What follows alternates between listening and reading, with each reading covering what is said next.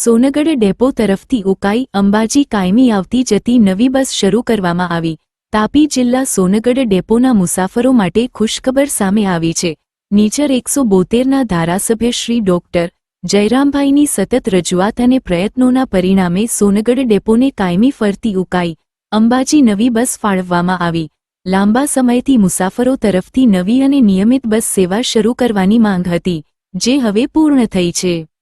આ નવી કાયમી ફરતી બસ શરૂ થતાં સોનગઢ વિસ્તારના વિદ્યાર્થીઓ, નોકરિયાતો, વેપારીઓ તેમજ ગ્રામ્ય વિસ્તારના લોકો માટે મુસાફરી વધુ સરળ અને સુવિધાજનક બનશે।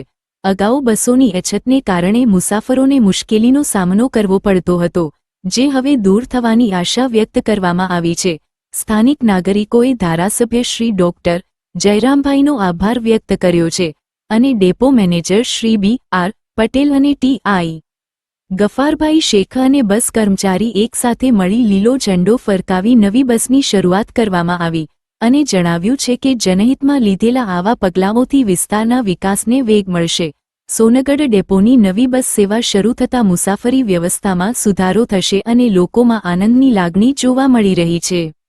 સોનગઢ નગર સંગઠન પ્રમુખ અમિતભાઈ અગ્રવાલ, નગરપાલિકા કારોબારી અધ્યક્ષ હેતલભાઈ મહેતા, સંગઠન મહામંત્રીઓ વિમલભાઈ દેસાઈ, ડોક્ટર રૂપસિંહ રાજપૂત, નગરપાલિકાના ઉપપ્રમુખ પ્રકાશભાઈ ગામિત તેમજ નગરસેવક હેતલબેન દવે, ભીમરાવભાઈ પાટીલ અને હિમાંશુભાઈ દવે સાથે વિજયભાઈ વસાવા, શેખરભાઈ પાટીલ પણ સાથે મળી હાજર રહ્યા હતા।